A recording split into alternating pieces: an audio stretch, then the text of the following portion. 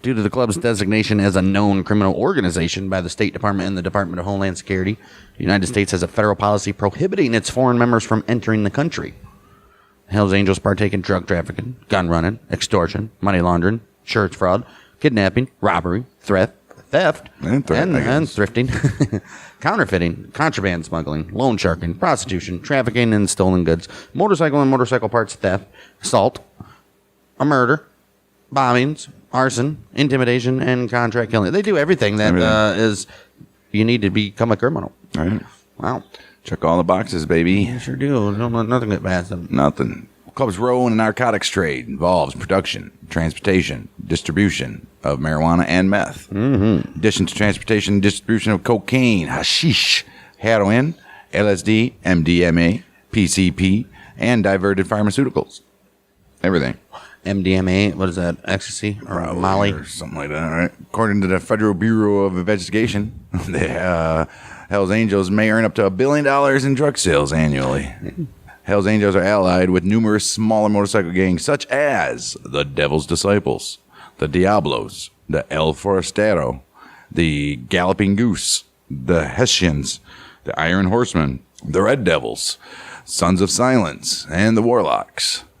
They have associated in criminal ventures with the Buffalino, Cleveland, Gambino, Genovese, and Patricia crime families. Patriarcha crime families, as well as the Aryan Brotherhood, the Mexican Mafia, Nazi lowriders.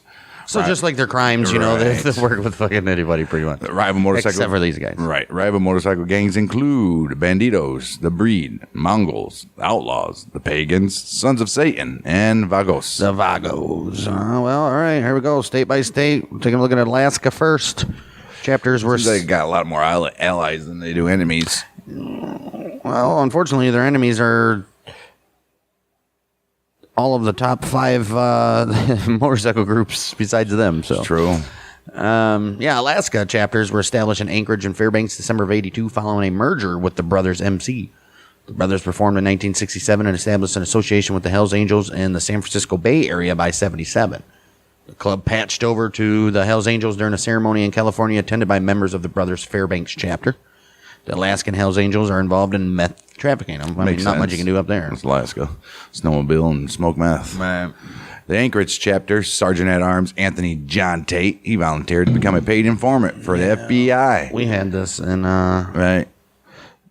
He did the Sonny Barger episode. Yeah, he did that in 1985. He provided the government with detailed information on the club's organization and criminal activities, such as drugs and explosives trafficking.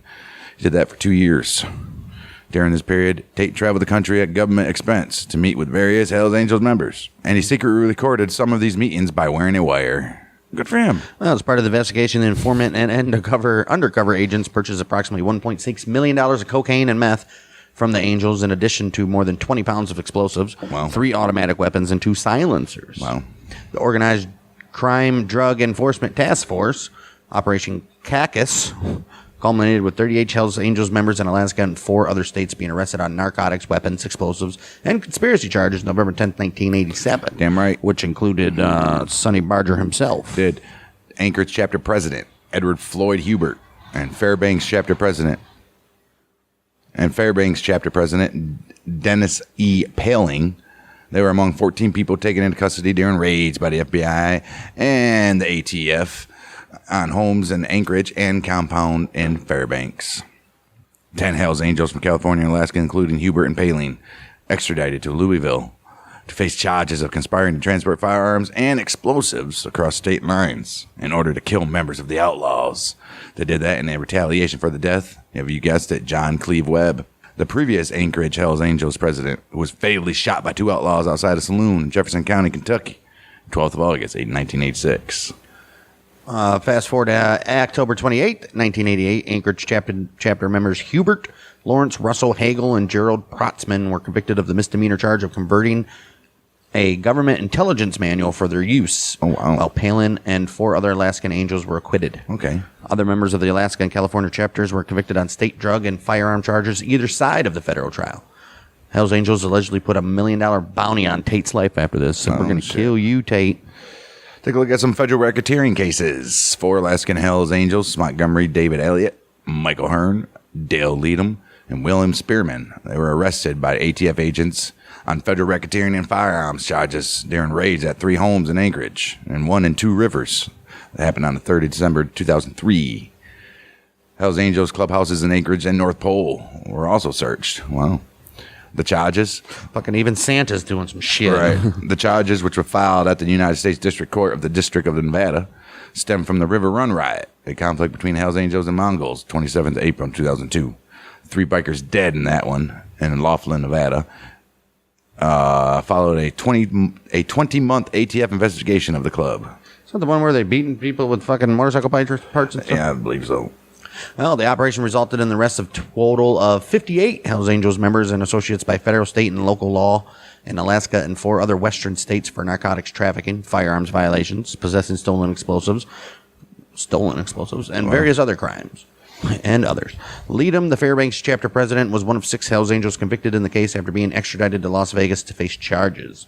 He pleaded no contest to committing a violent crime in the aid of racketeering in October 2006, sentenced to 2 years in prison February 13, 2007. 36 others had charges against them dismissed. They're like, well, we got the president. Right. That's all it needs. Take a look at some violent incidents that happened. Hells Angels member James William Leffel, convicted of first-degree assault for stabbing a man. They stabbed Jens Schurig in the thigh, opening his femoral artery. Outside a bar in Anchorage after Schurig allegedly denigrated Leffel's motorcycle. 3rd of August, 2017. Michael Steak Knife Staten was kidnapped and taken to a duplex in Wasilla, where he was tortured, beaten, and murdered by members of the 1488s, a white supremacist prison gang to which he belonged to, after he was accused of stealing drugs and colors from Craig Oakey King, a Hells Angels member and 1488 associate. Damn, not even a member. Not even a member of the 1488s gang, but they killed one of their own members for messing with him. That's how feared the Hells Angels are in Anchorage, I guess. Plus he stole his color. You can't do that. Right.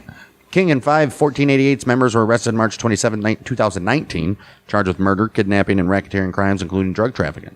May 2nd, 2022, King was convicted of racketeering conspiracy in aid of racketeering, murder in aid of racketeering, kidnapping resulting in death, and kidnapping conspiracy. King and 4 others were sentenced to life in prison without parole in January of 2023. Dang. It was just recently. Yeah, obviously. Wow. Take a look at some meth. Hells Angels member Charles Denver Pup Phillips and his wife, Lois Latrilla Phillips. They were arrested after an FBI drug task force discovered 12 pounds of meth and almost $25,000 in cash. Oh, they discovered it? Oh, they just...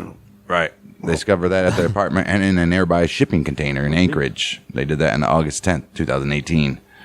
Investigators also found a ledger listing money and quantities and a list of names of Hells Angels prospects throughout the state. Couple convicted of distributing and conspiring to distribute meth. 30th of October 2019, Charles Phillips sentenced 18 years in federal prison. His wife, 5 years. All right. Well, moving on to Arizona. Arizona, the Hells Angels have approximately 100 members in that state, and is classified as a criminal street gang by the Arizona Department of Public Safety.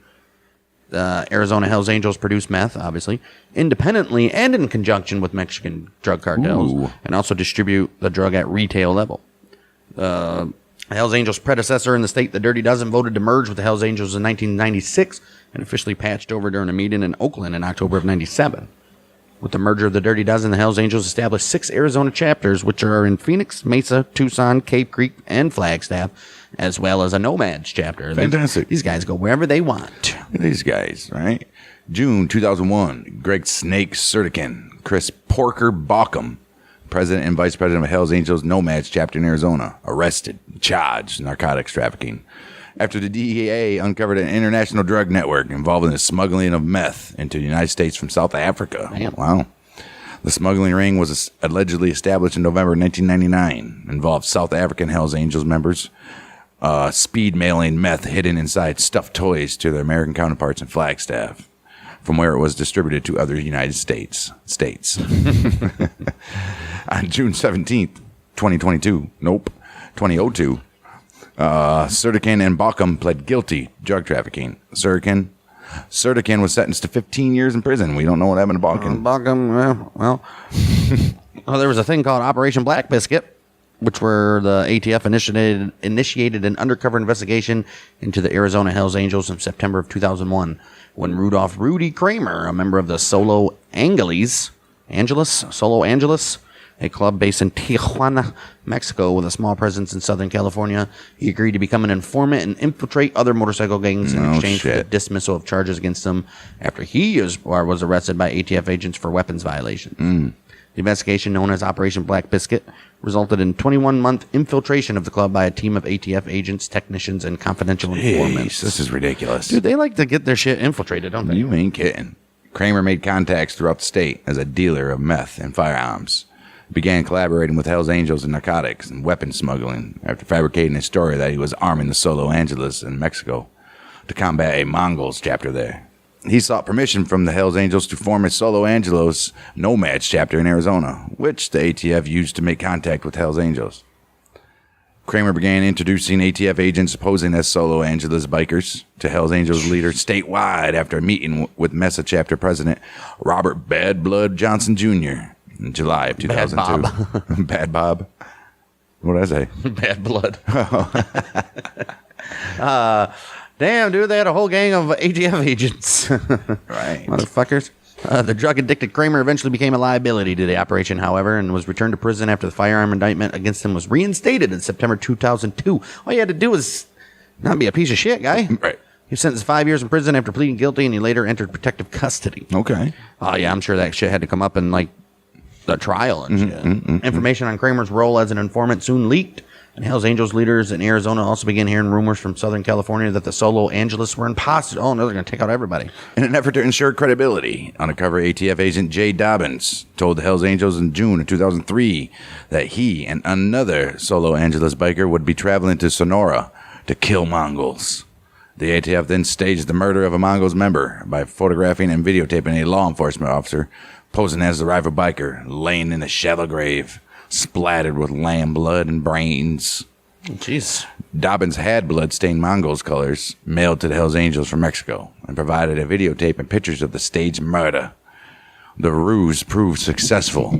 According to Dobbins and the ATF, he was subsequently voted in as a member of the Hells Angels Skull Valley chapter. Yeah, okay. Sonny Badger and the Hells Angels have vehemently denied that Dobbins was ever awarded membership. You just don't vote somebody in. Right. We already know how they roll. Right. You got to go see Sonny. That, and you got to spend like right 2 years as a prospect and all that shit. You got to get your ass beaten. You have to murder and shit. So get the fuck out of here. Operation Black Biscuit was ended prematurely because the ATF believed Robert Chico Mora, a senior member of the Hells Angels Phoenix chapter, was plotting to murder the Solo Angeles. Mora did not know the Solo Angeles were undercover agents, well, clearly, all right, but believed they were a potential rival encroaching on the Hells Angels territory. They were. He allegedly assembled a group of veteran Hells Angels enforcers to liquidate the Solo Angeles.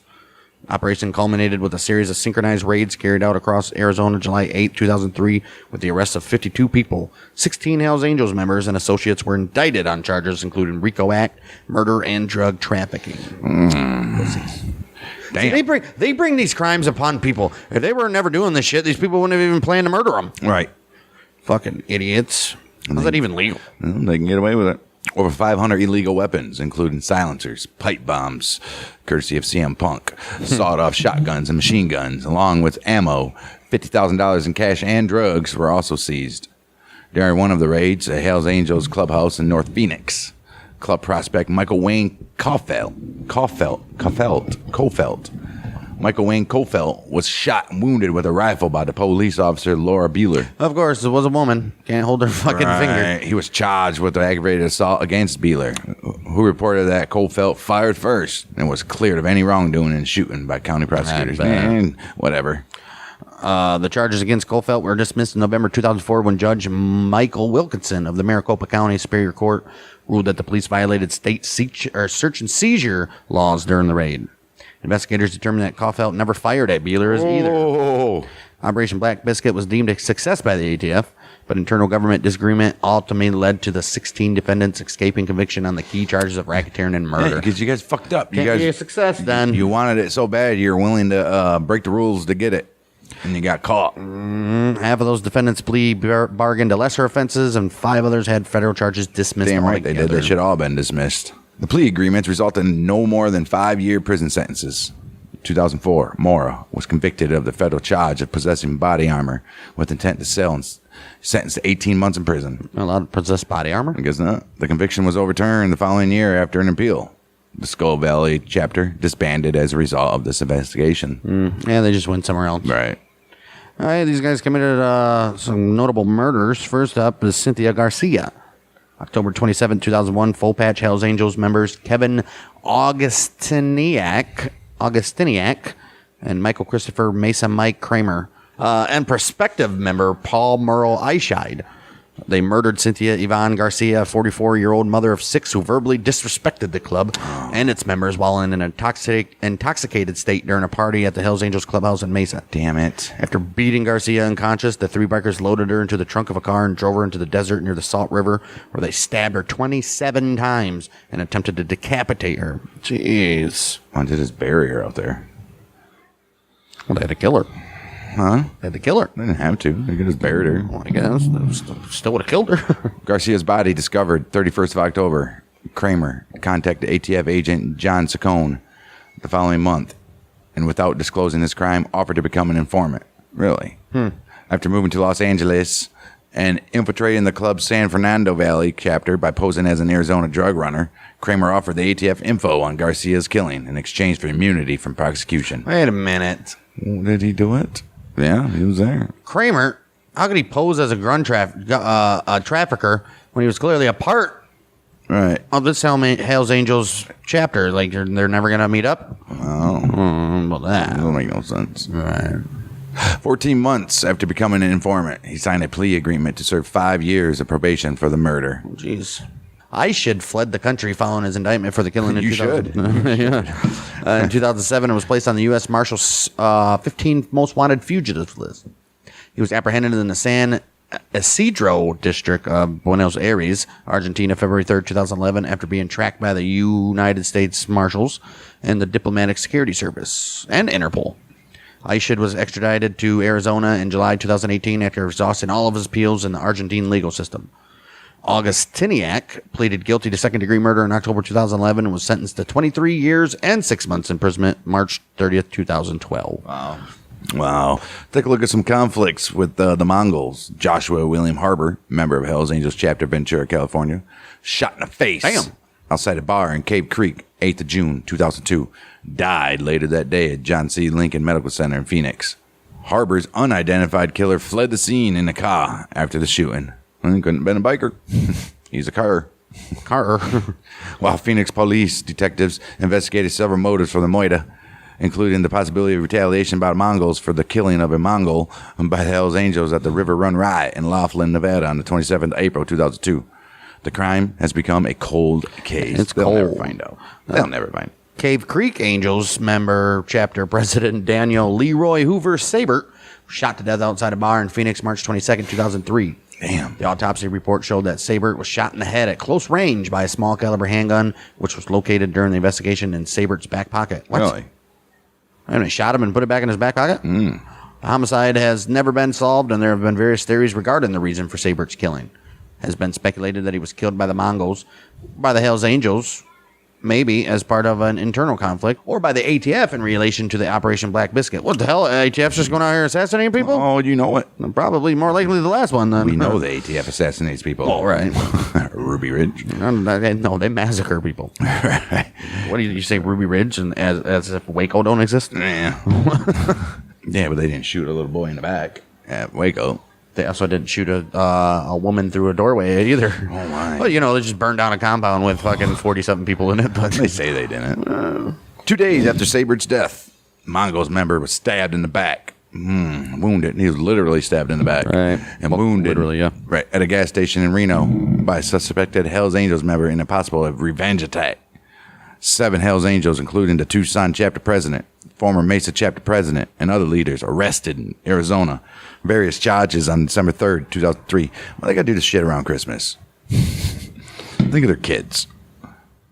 They want to see daddy at Christmas time. Right? no, No? right now. Following a 2-year investigation of the club by the ATF, they decided to arrest him on the 3rd of December 2003. 5 of those who were indicted at the U.S. District Court of District of Nevada on federal racketeering and firearm charges stemming from the River Run riot. The raids in Arizona were carried out as part of a coordinated operation which led to the arrest of at least 55 Hells Angels members and associates in 5 western states by federal, state, local law enforcement agencies. 2 Arizona Angels, Rodney Cox and Kelvin Schaefer, were among 6 Hells Angels members convicted in the case after being extradited to Las Vegas to stand trial. All right. Schaefer was sentenced to 4 years and 3 months in federal prison January 12, 2007 for committing a violent crime in the aid of racketeering. Okay. Well, Cox, he was sentenced 2 years in prison, February 23rd, 2007. Pled guilty to the same charge. Charges were dismissed against 36 others, though. Jeez. Patrick Michael Eberhardt, treasurer of the Hells Angels Cave Creek chapter, shot dead. And also a club hangaround was wounded when a group of 6 Hells Angels were fired upon while driving their motorcycles in Phoenix on the 7th of February in 2015. Earlier that very day, a group of unidentified bikers fired shots at members of the Mongols nearby. A Mongols member is one of 2 suspects in Eberhardt's unsolved murder to this very day. August 17, 2016, Hells Angels Mesa chapter member Wayne Witt opened fire outside a sports bar in Tempe, killing one Mongols member who was Richard A.Z. Slick Garcia and wounded another before fleeing on his motorcycle. It's A.Z. Slick. Arizona Slick, right? Arizona Slick. All right. Shooting followed a verbal altercation between the rival bikers inside the bar. Oh, I bet it did. 3 surviving Mongols, Frank Gardea, John Magana, and Efren Ontiveros, were arrested, although the Tempe Police Department declined to press charges against Witt as the shooting was deemed self-defense. Oh. I mean, what are you going to do? I mean, right. Self-defense, good stuff, right? Let's see what the conflicts with Vagos. How'd that work out for these guys? 5 Hells Angels and 2 members of the Desert Road Riders, a club founded in Bullhead City in 1993, became a Hells Angels support club in 2002. They were arrested on 2nd December 2009. They like arresting people in December. By an Arizona Department task force as part of the Operation Quiet Riot. A 6-month investigation into a turf war involving the Hells Angels, Desert Road Riders, and the Vagos in Mojave County. April 11, 2012. 4 Hells Angels members, Stephen Helland, Dale Hormet, Rodolfo Martinez, they call him Rudy, and Gerald Smith, they were acquitted of rioting and assisting in a criminal street gang. Hey. Another, George Joby Walters, he took a plea deal and was sentenced to 2.5 years in prison. Those charges stemmed from an alleged riot involving the rival clubs at a bar in Bullhead City, June 11, 2009. Other members of the Hells Angels were allegedly involved in a shootout with Vagos in Chino Valley, August 21st, 2010. Over 50 shots were fired and at least 5 people were wounded, although no life-threatening injuries were reported. After dozens of law enforcement officers arrived at the scene, 27 people were arrested on charges ranging from attempted murder and aggravated assault to participation in a criminal street gang. Idiots. These guys are so dumb. Yeah. Charges against 7 Hells Angels members, John Bernard, Kevin Christensen, Kylie Hill, Robert Kittredge, and Michael Cope, and Larry Scott Jr., and Bruce Schwager. Oh, Schwager. They were dismissed in June 2012 after it transpired that Alfred Acevedo, the only direct witness to the confrontation between the gangs immediately before the shooting, was a Vagos hangaround working as an informant for the Arizona Department of Police Systems. Probably public safety. Right. He was working for John Morris, Detective John Morris, and who had previously tried to infiltrate the Hells Angels and was rebuked. So he's uncredible. Let's take a look at some other... He's incredible? Uncredible? Incredible. It would be incredible. Incredible.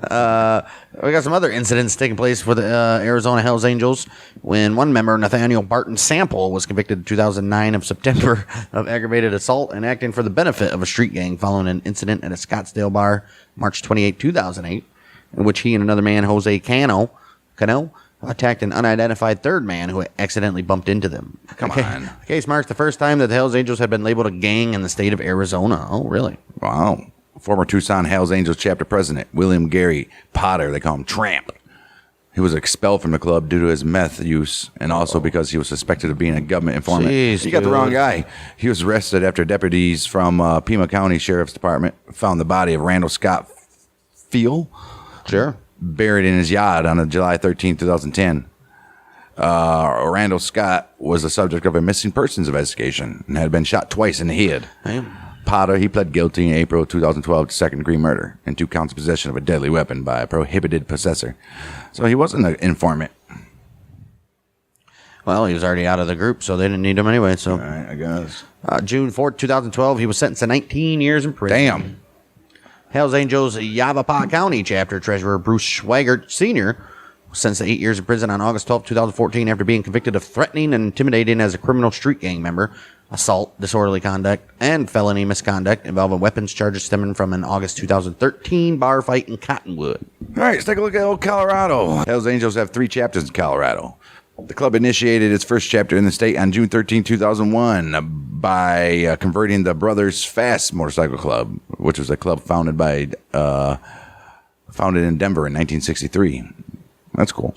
The Hells Angels inherited their meth distribution operations and expanded into Colorado at a time when the Sons of Silence, historically the state's preeminent motorcycle gang, they were severely weakened as a result of a federal investigation. Got to move in. Came in strong. Huh? And when it comes to the Hells Angels, you know there's going to be violent incidents. Oh, of course. One of which, August 5th, 1996, 2 members of the Angels San Fernando Valley, California chapter. See, it's all these California fucknuts coming into other states. That's usually what happens. Donald Dinart and Larry LaJeunesse were shot and wounded at the Iron Horse Inn at Steamboat Springs, which was hosting the club's annual rally. Dinart was airlifted to Denver Health Medical Center and underwent surgery for gunshot wounds to the arm, leg, and chest, while LaJeunesse was treated at Route Memorial Hospital after being shot in the hand. Oh, why do you even go to the hospital? Right. A member of the Ventura County chapter was suspected of the shooting. Which police believe was carried out as a punishment for a breach of club rules. Oh, damn. All right. Hells Angels members reportedly blocked police from entering the motel where the incident took place until after evidence had been removed. Wow. Over 200 Hells Angels attended the convention. Several beatings and stabbings at the local bars. They were all attributed to the bikers. By the end of the 4-day rally, 160 police officers from 27 agencies had been drafted into Steamboat Springs to assist the 24 officers on duty in the town. Jeez. There's 800 members. Why did only 200 attend? Right. A group of Hells Angels were allegedly involved in a bar fight with other patrons at the Black Nugget Saloon in Carbondale, November 19, 2005. The bikers were reportedly attending a concert benefit, there it is, featuring several area punk rock bands to raise money to pay the legal fees of a prospective club member when they were provoked by a group of locals, resulting in a brawl. It's a prospective club member, too. It's not even a full club member. Right. These guys bullshit. Loyal. I guess we have different opinions on that. Kevin Hilgeford suffered a broken jaw and 2 broken ribs, while Kurt Trade, another patron purported to have been injured in the melee, left the bar before an ambulance arrived. Nah, he's like, fuck this shit. Both men declined to press charges. Hilgefred denied being the instigator of violence and claimed that he was a victim of a jumping. John Lockhart, a prospective member of the Hells Angels LaSalle-based Colorado Nomads chapter, he was charged on June 19th, 2017 with 2 counts of attempted first-degree murder, 2 counts of vehicular eluding, and illegal discharge of a firearm after a series of incidents in Weld County, in which a gun was fired at 2 vehicles, including a Popo car. Jeez. All right. Vehicular eluding. Running away in a car. Right. In the early hours of June 11th, Lockhart shot from his Harley-Davidson motorcycle through the rear window of a sport utility vehicle driven by Faustino Garcia in a road rage incident in Greeley, before also firing at and hitting a pursuing police cruiser near Colorado State Highway 60 in Milliken. He was identified by investigators via surveillance video after being observed speeding in Greeley on June 13th. Oh, wow. Oh, dude, that was 2 days afterwards. So he's still riding around Greeley, speeding around the streets like an idiot, like dude. a dumb fuck. March 22nd, 2019, he was convicted of vehicular eluding and acquitted of attempted first-degree murder and illegal discharge of a firearm. Acquitted? Even shot at a cop and got away with it. Wow. A mistrial was initially declared on the charge of attempted first-degree murder of a peace officer, although he was subsequently convicted for that on June 26th in a retrial. You know they were getting him. Right. July 30th, Lockhart sentenced 32 years in prison for attempted murder. He was to run this consecutively with a 3-year sentence for the vehicular eluding conviction. Members of Hells Angels and the Mongols engaged in a gun battle that started in the parking lot of Jake's Roadhouse Bar and Restaurant in Arvada on July 11, 2020, leaving Hells Angels member William Kelly Henderson dead from a gunshot wound. Also, 3 others were injured. Dozens of shots were fired over a 4-block area, and the suspects fled the scene before police arrived.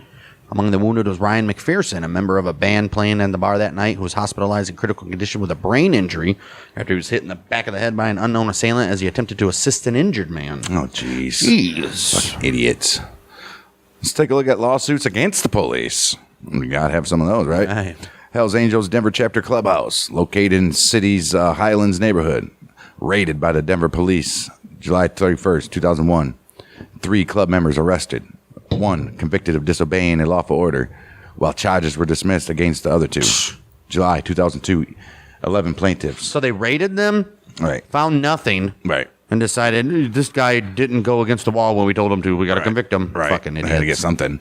July 2002, 11 plaintiffs, 10 Hells Angels members, and the owner of the building housing the club's headquarters.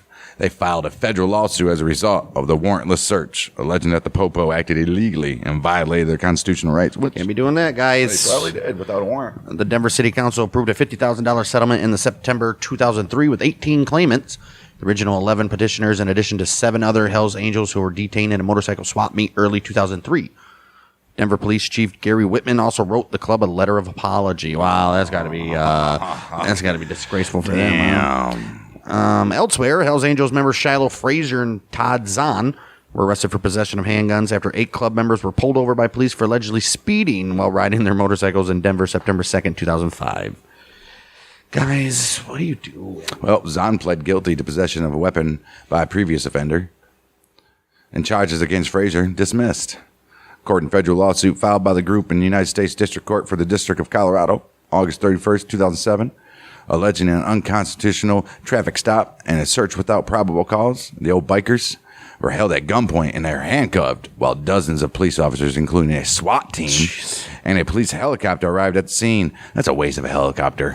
Yep. After the officer who made the traffic stop called for reinforcements. What a piece of shit. He'd seen a couple bikers like, oh my God. Right.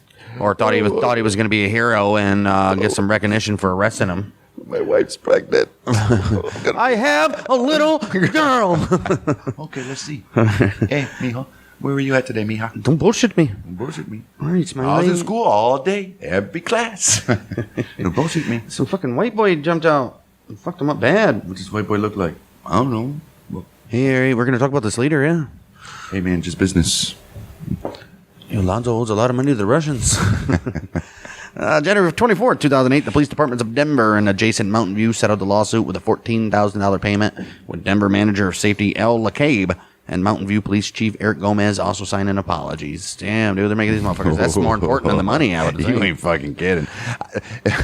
I would be like, no, I want him to show up at my house, knock on my door, and do an apology. On TV. On TV. Right.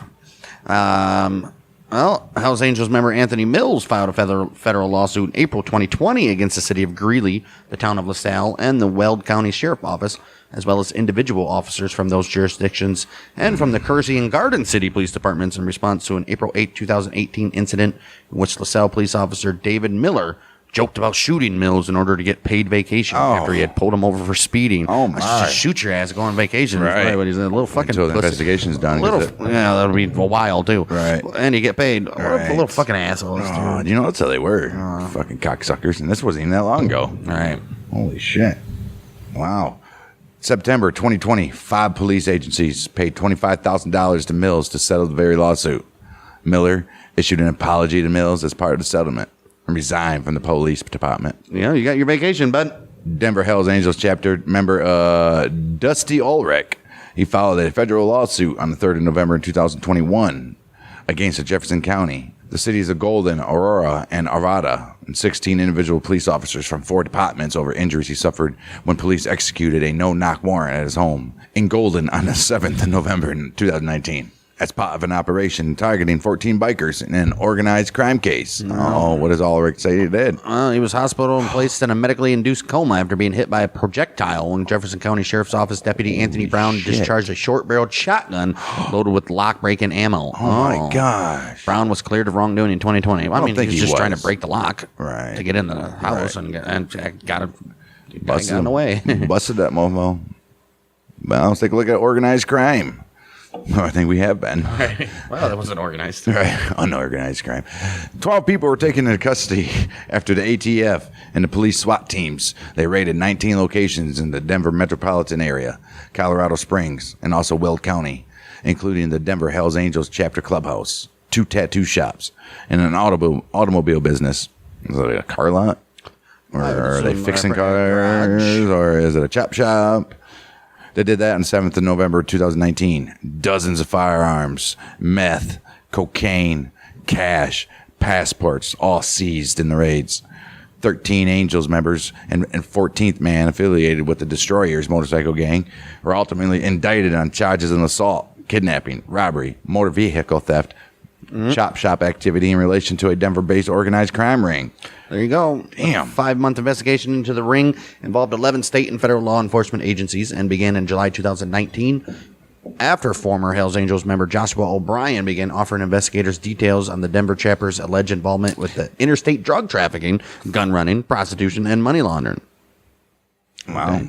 O'Brien allegedly survived an ambush by a group of Hells Angels at a stash house in Erie, June 28, 2019, after he was expelled from the club due to suspicions he was cooperating with the law enforcement, which emerged when he was arrested on firearms charges following a police raid on his motorcycle shop in Lakewood. They're like, dude, you just got arrested on firearm charges. Why aren't... Right. How'd that get dismissed? Right. You can't trust an O'Brien spelled with a Y. Right. Right. Jeez. In another alleged incident on the 12th of July in 2019, O'Brien with a Y, he was beaten and kidnapped. Good for him. Change your name, bitch. Put an I. No, never. Well, it'd be an I-E-N. Anyway, not even an I-I or I-A-N. In another alleged incident, July 12, 2019, O'Brien was beaten and kidnapped before having his club tattoos covered up at a Hells Angels owned tattoo parlor in Inglewood. Well, better have them covered up than cut off like the one people did in California. One defendant in the case, William Kelly Henderson, was killed in a shootout with a rival motorcycle gang July 11, 2020, before he could stand trial. William Curly Whitney received a 2-year deferred sentence after pleading guilty to possessing an explosive. Charges were dismissed against Michael Dyer. All right, let's take a look at the old dangerous state of Connecticut. Very dangerous. Some violent incidents that took on there. Connecticut is home to 3 Hells Angels chapters: Bridgeport, Hartford, and Middletown. Bridgeport chapter was the first to be established following a patch over of the Grateful Dead Motorcycle Club in 1975. No, Jerry Garcia died in like 95. Really? Yeah. Well, the Connecticut Hells Angels have been recruited as enforcers and contract killers for the mafia. Well, Of course they have. February 7th, 1975, Bridgeport Police Department Patrol Officer John McGee issued a member of the Hells Angels Bridgeport chapter with a citation for speeding on his motorcycle. Well, unfortunately for him, while driving home at the end of his shift that evening, McGee observed a stalled vehicle and stopped to assist the occupants when he was attacked by 3 men and beaten with a baseball bat. Oh, shit. He suffered a major head injury and was hospitalized in critical condition. A Hells Angels member was convicted of the assault and sentenced to a year in prison, while the 2 others had charges against them dismissed. How do you have a charge dismissed? Right.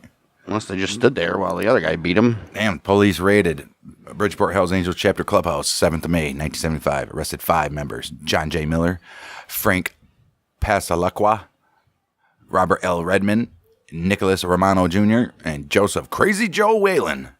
They had arrested him on charges of first-degree manslaughter in connection with the death of Jose Sosa, whom police determined was pulled from his automobile and beaten to death after being involved in a near collision with a vehicle operated by one of the bikers in the early hours of the 2nd of May, 1975. Talk about road rage. I know, Shit. That's crazy. I know he died of multiple head and internal injuries. Oh, shit. And his body was found in the back of his parked car by 3 passing youths the following afternoon. 3 other Hells Angels, Jack Forbes, Russell Kutzer, and Carlos Pinney, were later apprehended on the same charges. Bridgeport Hells Angels members Frank D'Amato and Salvatore Saffioti, they sound like mobsters, were killed, and another, Donald Big Red Meredith, was left wounded in critical condition when they were shot with a .44 Magnum carbine by Donald Krosky after they forced their way into a hotel and bar in Sandy Hook, Newtown on July 31st, 1975. Shit. The 3 Hells Angels armed with knives had been contracted by the building's owner, Charles Framularo, to evict Krosky, who rented and managed the premises. Krosky, who was associated with the rival Huns Motorcycle Club, was charged with 2 counts of moida and 1 count of assault with intent to moida on the 10th of November, 1975. He was freed on $100,000 bail. After receiving several anonymous death threats, Krosky was shot dead with a shotgun when another vehicle pulled up alongside his car while he was stopped at a traffic light in Trumbull on the 20th of July, 1976. You got to be more careful, bud. It's like people don't pay attention. Well, a woman passenger, Jean Ann McDade, was also hospitalized. Jean. No one has ever... Sure, Jean, right? Jean. No one has ever been arrested for Krosky's murder, although police believe the gunman was Meredith. Meanwhile, old Frank Pascalacqua, He was one of 4 white inmates investigated over the homicide of Alfred Chisholm, who was a black inmate who was strangled to death at Northern Correctional Institute November 10th, 1977. Okay. Jeez. And Daniel Eugene, who is the Bridgeport Hells Angels chapter president. He's Daniel Eugene Diamond Dan Byfield. Byfield, along with Susan Corin Bouton, was arrested by local officers in Milford October 3rd, 1979, after being observed with a 12-gauge pump-action shotgun in his vehicle. Oh, shit. How do you be observed with that? Right. 45 caliber semi-automatic handgun, also found in Bouton's possession. Byfield was on probation for a 1975 assault on a cop at that time. He was convicted of possession of a shotgun by a convicted felon in October 1980. Sentenced 2 years in prison on 20th November 1980. That's it. Jeez. Well, let's go back to Joseph Whalen, because he fatally stabbed bar patron John Matulianis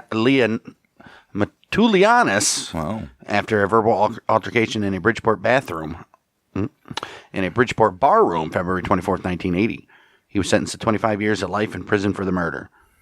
Hells Angels Sergeant-at-Arms Daniel Dan Klimas shot and killed Todd Festa, a rejected club prospect and state police informant in Wallingford on January 7th, 1998. Klimas pleaded guilty to murder and possession of a pistol without a permit and was sentenced to 28 years in prison March 3rd, 2000. Shit.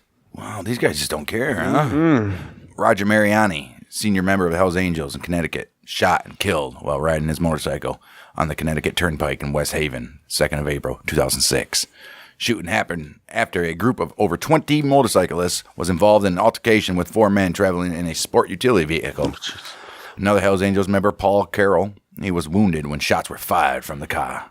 Oh, jeez. Damn. Within hours of Mariani's killing, 2 Hells Angels, Trevor Delaware and Jeffrey Richard, were arrested near the home of an Outlaws member in Enfield in possession of weapons including knives and a loaded gun. Oh, shit. As well as pages from a classified state police manual that lists identities and addresses of gang members. How the hell did they get it? All right. The pair were charged with weapons possession and theft of a license plate. Oh, fuck. It's like almost like mail, isn't it? I don't think so. The Hells Angels are considered suspects in the murder of Joseph Ferriolo. They call him Hojo. He was the president of the Outlaws Waterbury chapter. He died from multiple gunshot wounds after being ambushed outside a tattoo parlor that he owned himself in Hamden on the 9th of February, 2010. No one has ever been arrested in this very case, which the Popo consider an open investigation still to today. Oh. Hells Angels associate Howard Hammer was contracted by loan shark James Broderick III to collect a $1,500 loan from a delinquent debtor in late December 2015. When the individual failed to pay the debt and falsely claimed to be the acting president of the New York Hells Angels chapter, he was stabbed 8 times, beaten with a hammer, and blinded in one eye in a New Milford hotel room January 25th, 2016. You think that's why they call him Howard Hammer? Well, no, because... Ain't that ironic? Maybe they beat him with a hammer because his name is Hammer. Right. That's probably something that happened. Well, Broderick and Hammer were arrested May 27, 2016. But of course they were. Hammer refused to identify those involved in the assault, although an investigation revealed that members of the Hells Angels Bridgeport chapter had attacked the victim in connection with the extortion scheme. Hammer pled guilty to conspiracy to participate in the collection and attempted collection of an extension of credit by extortionate means on December 2nd, 2016. Sentenced to 2.5 years in prison on June 1st, 2017. Broderick, he also pled guilty at the very same time for the very same charge. No, not same time. A couple days later, on the 7th of December, 2016, he was sentenced to 2 years on the 29th of June in 2017. Why does it take so long to sentence? I don't understand that shit. So stupid. Yeah. You know, if it's the Hells Angels, they're involved in some racketeering. Oh. Daniel Byfield and 2 Bridgeport Hells Angels associates, including Daniel's father, Richard Byfield, were convicted of conspiring to make and collect extortionate loans and Hobbs Act violations August 4th, 1981 for their involvement in a loan sharking operation headed by Francis Fat Franny Curcio, who was a made member of the Genovese crime family. Oh, nice. And As an inmate awaiting sentence, Daniel Byfield and 3 others escaped from the Bridgeport Correctional Center on September 23rd, 1981. He was never in any of our stories. Who? Fat Franny. Fat Franny? That's because he's not clickable, so he's nothing. Right. He became the subject of an international manhunt by the FBI. And at one point, a body found in the East River in New York City was incorrectly identified as that of Byfield. Oh, did they set it up that way, or the police are just stupid? Dumb. After spending several weeks in the United States, he fled to the Bahamas. Bermuda, Come on, Byfield. Successfully managing to elude his pursuers, Byfield finally returned to the United States in late January of 1982. Why come back? Why? Then he went to Denver, Colorado. It's even worse to go, where he was eventually apprehended by the United States Marshal Services and FBI agents on the 5th of February, 1982. Stupid. Well, Byfield was sentenced 2 weeks after his capture to 2 consecutive 20-year prison sentences on the extortion charge. Fuck. He was then found guilty on June 10th, 82 of escape from the custody of the United States Attorney General and was sentenced to an additional 5 years imprisonment to be served consecutively. Oh, but that one guy only got 2 years for being a felon with a frickin' shotgun. Well, extortion. No, extortion's worse than owning a gun when you're a felon. Yes. Well, I guess. Whatever. Clearly. Meanwhile, 37 members and associates of the Bridgeport Hells Angels were arrested on racketeering and drug trafficking charges May 2nd, 1985. That's in connection with a 3-year FBI investigation of the club known as Operation Rough Rider. Oh, nice. The arrest took place in 3 cities across Connecticut. Among those indicted was an officer of the Bridgeport PD, Joseph Siemens. 2 law enforcement officers were injured during the raids. State Trooper Angel Gonzalez, wounded when a suspect fired at him through the door of a house in Stratford. And a Drug Enforcement Administration official suffered a broken toe. Aw, that is the most hardest to heal, too. Suffered a broken toe while using a sledgehammer to he just missed because he sucked to break through an armored clubhouse door in Bridgeport. Also, there was an undercover FBI agent, Kevin Bonner. He infiltrated the club for over 2 years and made drug deals with various chapters during the investigation. All right. The operation involved around 1,000 law enforcement personnel and resulted in the arrest of a total of 133 Hells Angels members and associates during approximately 50 coordinated raids carried out in 11 states. Damn. The raids also led to the seizure of $2.6 million worth of cocaine, Mary Jane, methamphetamine, hashish, PCP, LSD, as well as weapons, including Uzi submachine guns and rocket launchers. Shit. Holy shit, can you imagine having a rocket launcher on a motorcycle? Shit. Nice. Damn, they arrested almost freaking 25% of the whole. Well, there's 800, yeah. There's fucking... That was in 85. There was probably more than 800 than that. Right. 35 of those charged were convicted, including Roger Mariani. They called him Bear. They also had a Robert Red Dog Redman and Joseph Whalen, who were each sentenced this to Joseph 15 Whalen years. guy. All right. Each sentenced 15 years in prison. One Hells Angel, Robert Banning, he became a cooperating witness. Because, of course. Why not? Somebody's got to. 1986 Detective Nicholas Barone of the Connecticut State Police received intelligence indicating that he and H. James Pickerstein, Chief Assistant United States Attorney for the District of Connecticut, were to be physically harmed by the Hells Angels in retaliation for their efforts in the investigation and subsequent prosecutions.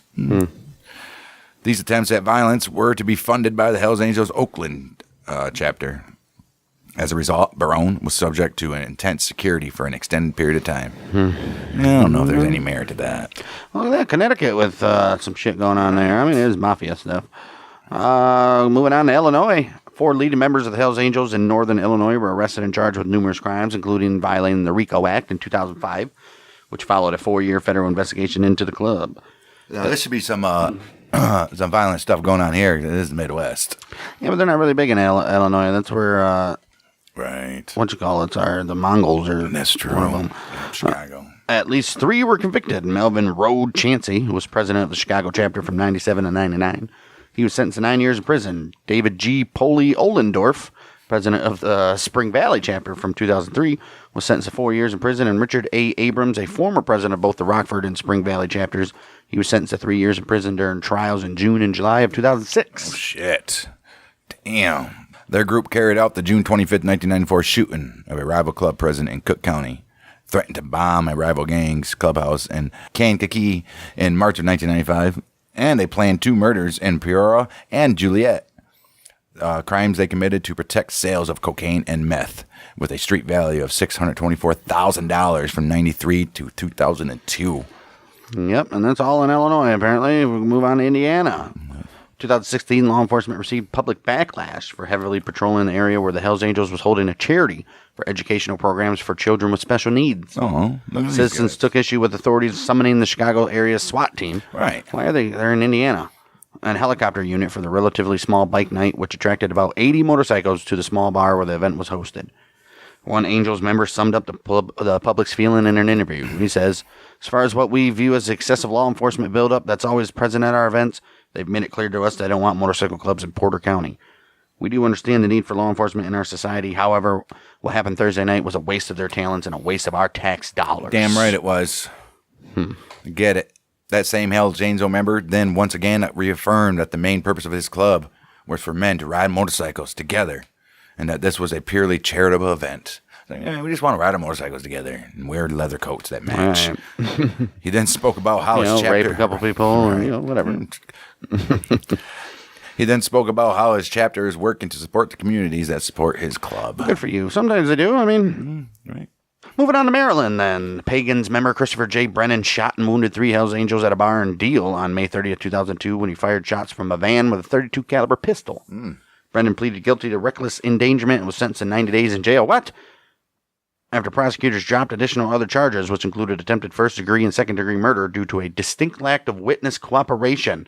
I guess only in Maryland, home of Baltimore, can you get away with shooting out of your car and only get 90 days in jail for it. Right. Crazy. 3 members of the North Beach Hells Angels chapter president John Anthony Beale, vice president Louis James Hall, and Cornelius Wood Alexander, as well as Hall's wife, Tracy Eugenia Hall. They were indicted on federal drug charges and firearm charges, and they were arrested by the ATF during a series of simultaneous raids on the 24th of July in 2003.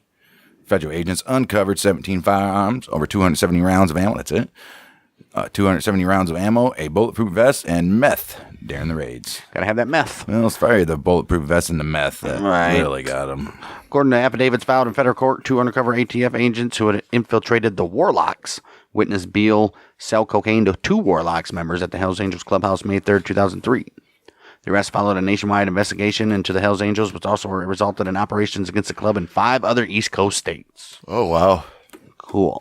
Oh, you're going to get, Massachusetts is going to have some shit. There's another mafia/gangster state. Take a look at Massachusetts. The Hells Angels established chapters in Lowell, Lynn, Salem, Cape Cod, which is headquartered in Buzzards Bay, Berkshire County, headquartered in Lee. The Bad Company chapter in Lowell, founded in 1966, was the club's first branch on the East Coast. Cape Cod, isn't that like a Richie Rich area? I think so. Fucking bikers riding around with top hats and shit. Anybody can see behind them. Hells Angels are the most significant motorcycle gang involved in drug trafficking in Massachusetts. And they have also collaborated with the Boston faction of the patriarchal crime family in loan sharking and narcotics distribution. But they have. They're going to do some violent incidents as well if they're involved with the mafia. Well, I mean, it's just Hells Angels in general, but there you go. Hells Angels members were among a group of 20 people, 15 men, 5 women, charged with various offenses after a battle with police on Lowell's Andover Street, December 14, 1969. Violence erupted when police officers arrived at a house party in response to complaints from neighbors who were threatened with a rifle. Jeez. Oh, man. Around 45 officers, including reinforcements from neighboring towns, were required to arrest the group. But assume. Really? 5 popos were injured. Patrol wagon was damaged in the incident. Several rifles and sawed-off shotguns were seized, along with clubs and daggers, as well as pills. Hells Angels member Alan Hogan, along with Gilbert LaRoque and Joseph Corderone Jr., they abducted Linda Condone outside a bar in Beverly in the early hours of 9th of August, 1975. Forcefully took the keys to her Newburyport apartment, which her and her husband lived at, a former member of the Hells Angels. His name was Theodore Condon. Well, LaRoque held Linda Condon captive in the back seat of Corderone's Cadillac. Hogan Corderone, a police officer in the city of Beverly. Corderone was? Right. Oh, wow. They entered the apartment and beat Theodore Condon with clubs, inflicting severe injuries, including fractures of the femur, and both tibia, a severe contusion on the left side of his face, a through-and-through laceration of his left ear, a perforated left eardrum, and a fractured skull. What think you hurt? I bet you the femur fractures hurt more than anything. I know it. Linda Condon was then taken to a motel room in Peabody, where she escaped through a window and called the popos after LaRoque fell asleep. Oh, he's probably dead. Trio convicted of kidnapping, assault, battery by means of dangerous weapons, and mayhem. Like me. The Massachusetts Appeals Court reversed all convictions because, in its view, the trial judge improperly forbade cross-examination of the Condones designed to show bias because criminal charges stemming from a 1971 drug indictment were pending against them at that very time. And you can't do that. So what? Should have let him fucking get cross-examined. Stupid. Right. September 84, Salem Hells Angels chapter member Bill Leary and another motorcyclist were arrested by the Massachusetts State Police for operating under the influence after leaving a nightclub in Revere. Leary was subsequently charged with 3 counts of assault and battery and 3 counts of making threats after an incident occurred when officers attempted to strip search him at a Peabody police station. Oh. He was ultimately acquitted. Right, why are you strip searching him for? Right. 2 Angels members were accused of raping a woman at the Lynn's chapter's clubhouse during the 1997 funeral of former chapter president Alan Hogan. Oh, Alan Hogan died, guys. Shit. Look at that shit. Salem Hells Angels members James Costin and Thomas M. Duda were charged. Were charged with assault and battery following an attack on an off-duty police lieutenant, Vernon Coleman. They call him Skip. What Skip. if him and his brother started a law firm and with another guy, his last name was Day? Right. The law firm of Doodah Doodah Day. Doodah Doodah Day. Doodah Doodah Day. Yeah, they assaulted an off-duty police lieutenant, Vernon Skip Coleman, at a Lynn bar. Skip. On the 24th of November, 2004. Coleman suffered a severe facial laceration after being punched and kicked. Well, Costin pleaded guilty May 18, 2005, and was sentenced to 2 to 4 in prison with 15 months to be served and the rest suspended for 5 years probation. Oh, look at him. During a traffic stop, Route 107, January 6, 2005, Hells Angels member Christopher Ranieri fled into a marsh after State Trooper Daniel Crespi observed what he believed to be a gun under his jacket. Oh. Police eventually coaxed Ranieri out of the swamp and arrested him on several charges. He was given a 90-day suspended sentence for assault on a police officer. That's it. That's cool. Good for him. I mean, it is what year? 2000. 2005. Oh, damn. I expect that to be like 1985 or something. That's because they didn't find a gun and they had to fucking do something because clearly they didn't have probable cause of pulling him over. Right. Eric Franco, Sergeant at Arms of the Lynn Hells Angels chapter, found to be in possession of a firearm and ammo on 3rd of May 2011. When the Popo were called to the apartment he shared with his girlfriend and her child after receiving a report that Franco had assaulted his girlfriend. Franco's criminal record in Massachusetts includes 3 convictions for assault and battery by a dangerous weapon, as well as convictions for indecent assault and battery, failure to register as a sex offender, breaking and entering at night with intent to commit a felony, and conspiracy to violate the Controlled Substances Act. Isn't breaking and entering a felony? Right. At night's even worse, I guess.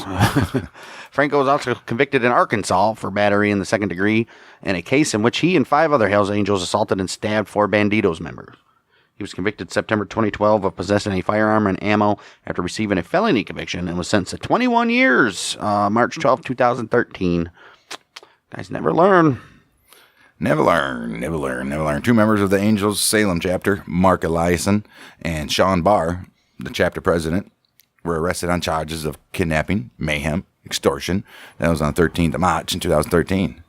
Along with Nicholas Avalis and Brian Weymouth, 2 members of the Byfield chapter of the Red Devils, a Hells Angels sport club. 2 others were also later apprehended.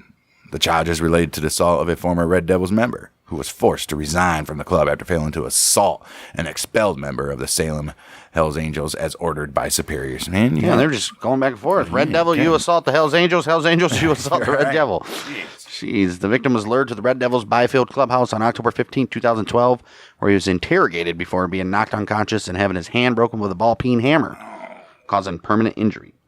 His motorcycle was also stolen. After being threatened by Red Devils members into delivering the title to the stolen motorcycle, he went into hiding and eventually contacted the feds. We're going to need that title. Right. I got to go to Secretary of State. Was the bike really that important? Jeez. Barr, Eliason, Weymouth, and another Hells Angels member, Robert DeFranzo.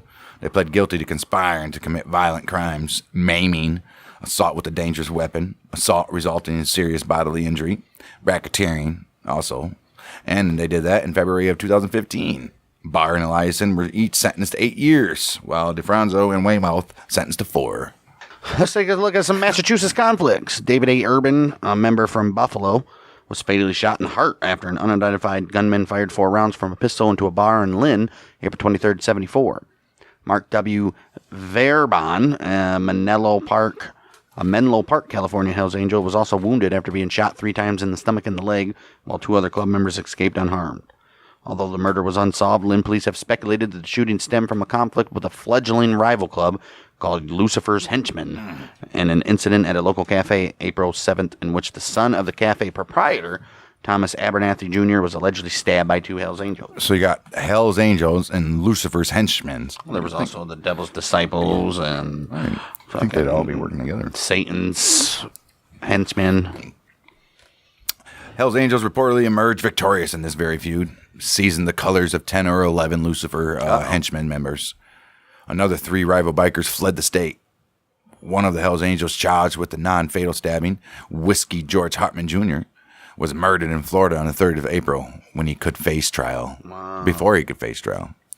A man sentenced in the cafe assault was released from prison days before Abernathy Jr. was seriously injured by a nail bomb left on the porch of his home on the 24th of March, 1975. He was blinded and lost his left arm and his right hand in an explosion. Oh, shit. Like a package or something? He went to pick it up and it said, kaboom. A bunch of nails. Damn. Well, during the early hours of September 20th, 1981, James Rich was stabbed numerous times in the legs after being attacked outside a bar in Revere Beach by 4 unidentified men believed to be Hell's Angels members, who accused him of being a member of the Devil's Disciples. The following evening, 3 friends of Rich, Robert Cobb, Arthur Corbett, and Andrew Million, went to the bar seeking revenge on any Hell's Angels present. Million shot bar patron Dana Hill in the head with a shotgun. Holy shit. Hill, who was not a member of any motorcycle gang but had the appearance of a biker, died 3 days later. Damn, he lived? For 3 days. Must have been some bird shot in there or something. Must have been across the bar. Holy shit. You get shot in the head with a shotgun, usually there's nothing left. After discarding the murder weapon in the body of Wada, Cobb, Corbett, and Millian, they were arrested by the Popo and indicted on first-degree murder on the theory of joint enterprise. May 19, 1982, Corbett and Millian convicted of murder in first degree. Cobb convicted of murder in second degree. The trio sentenced to life. So I guess that old degree didn't really matter, did it? 2 Angels members were stabbed in Revere on November 8, 1991, allegedly by Devil's Disciples members. Oh, shit. Well, again, Hell's Angels members Michael Blair and Jake Doherty were arrested June 19, 2016, and charged with beating 2 members of the Defiant Disciples with a flashlight outside a pub in Worcester on May 8, 2016. Witnesses said a total of 7 men were involved in the assault. Blair pleaded guilty January 7, 2019, and was given a 2-year suspended prison sentence. 7 bikers suffered stab wounds during a brawl involving approximately 50 members of the Hells Angels and the Pagans in front of the Pagans Fall River Chapter Clubhouse May 14, 2022. 4 of the wounded were treated at Rhode Island Hospital, and 3 others were taken to Charlton Memorial Hospital. Holy shit, these guys are some dangerous. Oh, well, it ain't over yet. We got some moitas. Michaela Gagnon, a member of the Quebec chapter of the Hells Angels, believed to be a prime suspect in 2 unsolved murders that occurred in Lynn, 1975. His girlfriend, Susan Marie... 1970. Fine. 1979. His girlfriend, Susan Marie DeQuina, who reportedly wanted to break up with him because he and his friends were using her car to transport drugs. She went missing on October 3rd, 1979. Shortly after her disappearance, DeQuina's car found, abandoned, burned in Saugus. Well, authorities believe she was moited. On Elsewhere, November 4th, 1979, the dismembered torso of Robert Bino Garbino, Gagnon's roommate in a Hells Angels prospect, was discovered by children playing in a dump near where DeQuina's car was found. He had been shot in the head, back, and shoulder, and his severed head and hands were later found buried in the yard of his Lynn residence. Oh. Police suspect Garbino was killed by the Hells Angels over a drug ripoff and begin searching for Gagnon in relation to the murder. Holy shit. Well, they found him. Shot to death in an apartment in Bridgeport, Connecticut, November 25th, 1979. His death ruled a suicide. Who? Gagnon.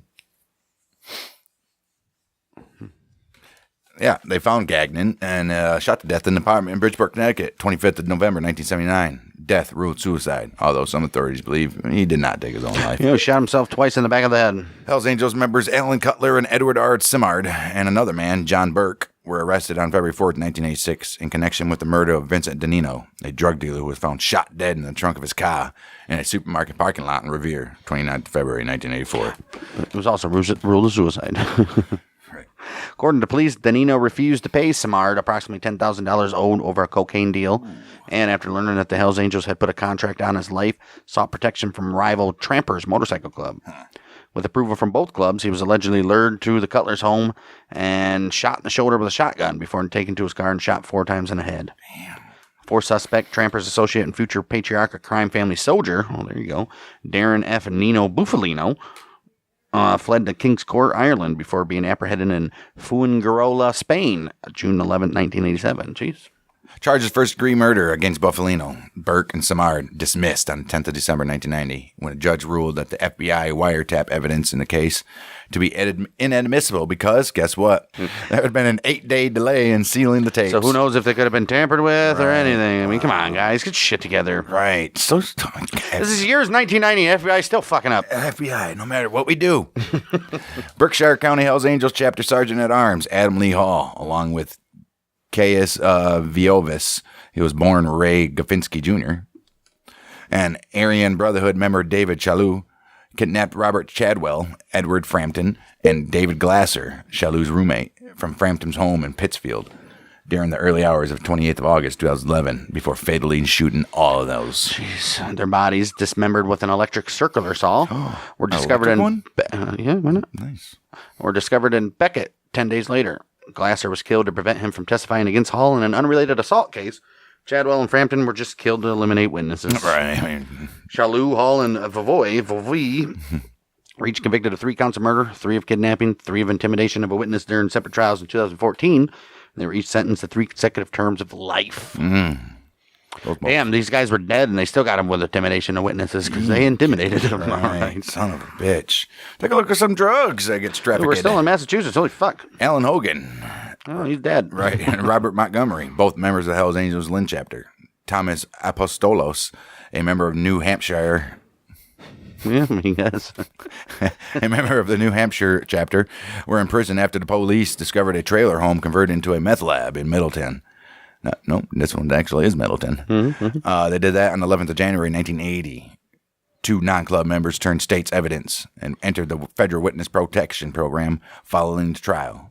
3 murders in Canada of a Hells Angel, his wife, and his mother were directly linked to the case. Oh, you can't be...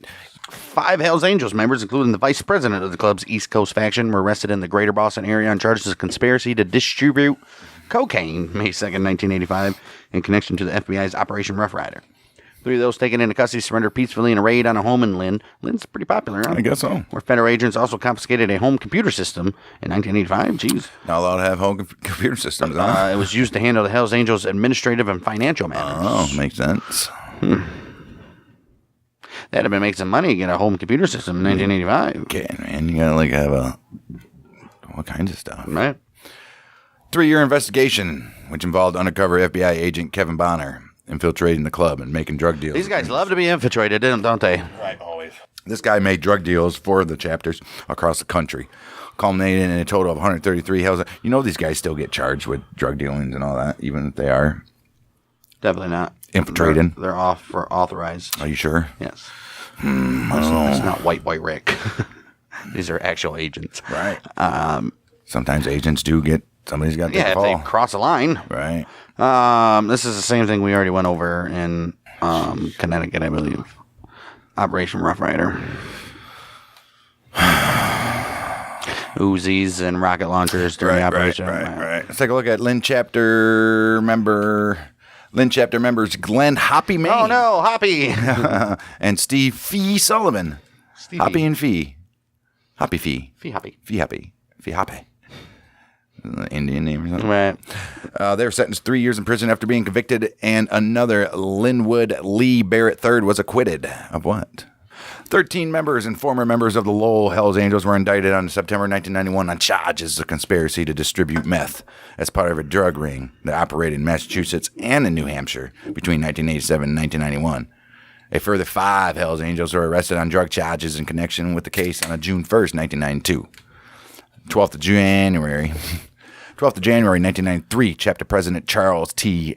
Pasquiotti, they call him Doc, and 14 others were sentenced after earlier pleading guilty to possession with intent to distribute meth and conspiracy. Sentences range from 15 years for Pasquiotti to 3 years probation. Okay. Several government witnesses in case, including Crazy Eight's MC president, Galen Blake. Whoa. He's just a witness. Oh, okay. Crazy Eight's associates, David and Larry Machado, Die Hard's MC president, Gordon Tardif, and Hell's Angels associate, Robin Golden. They entered the federal witness protection. Damn, a whole president of a chapter had to say, bye, I got to go to witness protection. He could have just said no. Right. Obviously, he was facing some shit on his... The DEA began an investigation of the Salem's Hells Angel chapter in February of 95. As part of an undercover operation, DEA agent Phil Muallo infiltrated the club for 18 months and purchased kilos of drugs from Gregory Greg Domi. And they claim to have such a strict policy for letting people Every around. single chapter has been infiltrated. Like, sure, come on in, bud. He purchased kilos of drugs from Gregory Greg Domi, who was the chapter president, as well as the Hells Angels leader on the East Coast, and other members. Wow. And others. Why is the president doing these things? All right, it's so stupid. The investigation was also aided by the use of an informant. July 1st, 1995. Bartolomeo. John Bartolomeo, they call him Johnny Bart, and another Hells Angels. They chased Gerard Giorgio. Oh, my goodness. Gerard Giorgio. I'd say that 10 times fast. They chased Gerard Giorgio, a member of the Devil's Disciples, down Route 3 as he rode his motorcycle and badly beat him and stripped him of his colors after catching up with him, leaving him in critical condition. Oh, Johnny Bart then killed another Devil's Disciple member, William Michaels. They call him Cat. He did that on the 29th of July, 1995. Jeez. Well, Michaels was riding his motorcycle on Route 18 in Weymouth when Bartolomeo accelerated an automobile into him. The operation culminated with the arrest of 16 Hells Angels members and associates during raids on 10 locations, including the Sailor Chapter Clubhouse, September 5th, 1996. Quantities of cocaine and meth were also seized. All 16 people indicted were convicted. Domi was sentenced to 20 years imprisonment in 97 after pleading guilty to running a criminal enterprise that sold coke and meth. Oh, shit. Oh, Johnny Bart pled guilty. Possession with intent to distribute. Conspiracy to distribute. Cocaine and meth on the 21st of May, 1998. State and federal authorities agreed not to charge him with the attacks on 2 Devil's Disciple members in conjunction with a plea agreement. Sentence, 35 years. I don't think it matters. 35 years anyway. They murdered somebody. Right. They just love their meth. Oh, my gosh. Got drugs off the streets. Yeah, they're also involved with some arm trafficking, as 2 Hells Angels members, a prospect and an associate, were arrested on firearms charges in March 86 as part of Operation 1%er, which was an ATF investigation. Full Patch members George Harvey of Revere and Peter Lazarus Jr. of Lynn were convicted. Harvey was sentenced to serve a year at FCI Danbury, while Lazarus was sentenced to probation. Oh, that ain't too bad. All right. Good for you. Do it again, guys.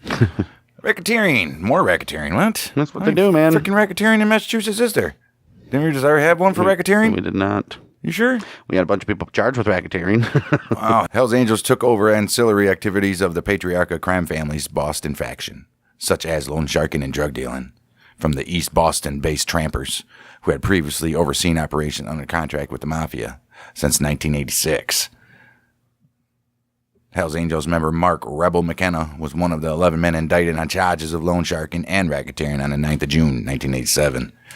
He was, they got charged him for operating the largest loan sharking ring in United States history, which collected $3.5 million from approximately 350 victims. Jeez, the indictments followed a 2-year state and federal investigation of organized crime in Boston.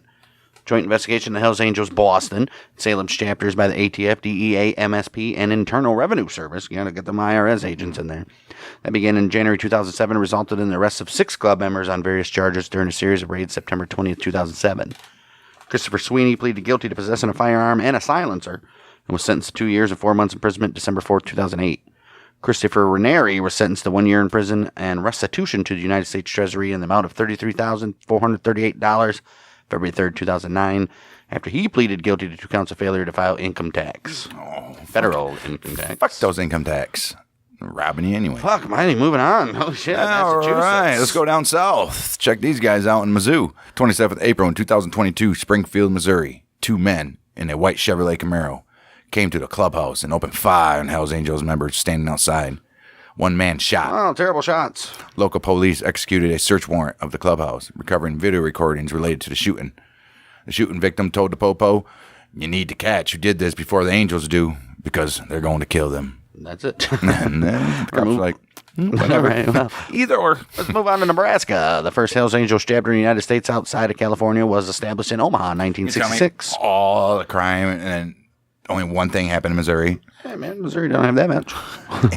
The Hells Angels are involved in retail-level methamphetamine distribution in Nebraska. Omaha. They also did some violent incidents, of which some of them, and one of them, is 11 people were arrested when police visited a party involving Angels members in Omaha September 14th, 1967, after a complaint by Adolph Carl, the owner of the house where the party was being held. Pussy.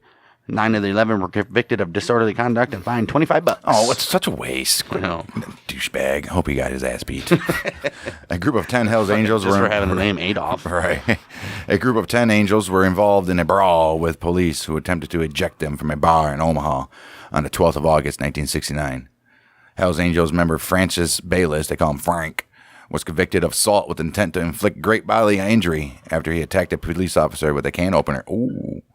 He was sentenced to a term of 1 to 3 years in prison. He did one.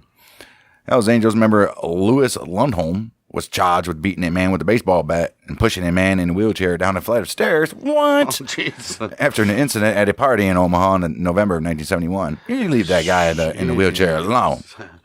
It's like a hate crime, right? I don't think those existed back then. Meanwhile, the North Omaha home of Nebraska State Liquor Commission Inspector John Dupre was bombed on April 7, 1972. The ATF discovered that the bomber used dynamite with a 4-inch fuse. August 72, federal agents raided the home of Hells Angels member Roger Level in East Omaha on suspicion of his connection to the explosion. While weapons and drugs were found, no related explosives were reported. Oh, dude, what the hell? Why? State Liquor Commission? Would he shut down one of their bars or something, probably? Probably. 2 bodies discovered west of the Elkhorn River, southwestern Douglas County, April 1973. Suspected to be those of Omaha Hells Angels members, Louis Lundholm and John Peterson. Oh, no. One had been shot in the head, and the other's skull had been fractured with a blunt instrument. Ooh. Hells Angels Leslie Fitzgerald was shot and killed during a fight involving 2 couples outside of Hells Angels party in North Omaha.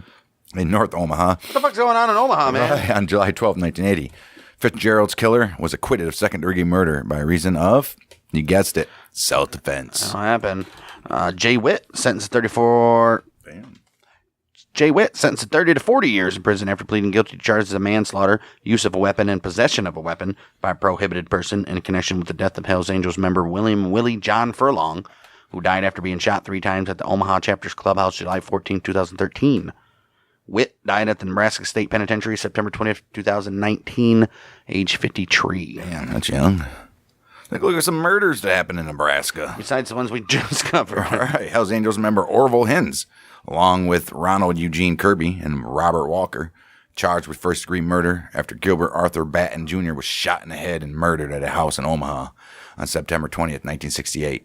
Kirby, who was in a dispute with Batten's acquaintance James Lynch over a woman named Judy Dunbar, he testified that Hins and Walker accompanied him as he went to Lynch's home, armed with a .22 caliber survival rifle. What the fuck is a survival rifle? And he said that Batten was killed when the rifle accidentally fired as the trio assaulted Batten. I'm sure that's exactly what happened, right? Kirby was convicted of Batten's murder, sentenced to life. Hells Angels member Thomas Edward Red Nesbitt killed Mary Kay Harmer at a drug party at his Omaha home during the early morning hours of November 30th, 1975. With the help of Nesbitt's friend and neighbor Wayne Bieber, Harmer's body was dumped in a manhole in Carter Lake, Iowa, after being stored in Bieber's garage for approximately 36 hours. Authorities theorized that Harmer was lured to Nesbitt's home by 2 women seeking a sexual partner for 2 Hells Angels, and that she was murdered when she resisted their advances. Her remains discovered by an engineering crew in April of 1984. 9 years later. Damn, forensic experts were unable to determine the cause of death. Nesbitt was arrested for Harmer's murder as well as for conspiracy to manufacture meth. Gotta get him on that meth charge. DA agents did that while living under an alias in New Carlisle, Indiana on 26th of October, 1984. His Brazilian girlfriend, Ana da Silva, was also arrested on drug charges. Nesbitt, convicted of murder in first degree on 7th of March, 1986, sentenced to term of life. Well, it wouldn't be Hells Angels if there wasn't drug trafficking. When the Bureau of Narcotics and Dangerous Drugs set up a front operation dealing in narcotics, gambling, and porn in Omaha after infiltrating the Minneapolis, Minnesota chapter of the Hells Angels via identical means beginning in December 1969. April 21st, 1970, Minneapolis Hells Angels member Stephen Paul Liley obtained heroin from Roger Curtis Level and Dale Ray Corky Haley. Nice. Vice President and Secretary Treasurer of the Omaha Angels chapter, respectively, in Omaha. Oh, look at that. Fucking Omaha. Yeah. Shit. The drugs that had been furnished by Minneapolis chapter Vice President Roger Lee Sheehan, who purchased them from the Oakland chapter. 1 ounce of heroin was sold by Liley in an Omaha motel to Special Agent Jack Walsh, who was posing as a bookie.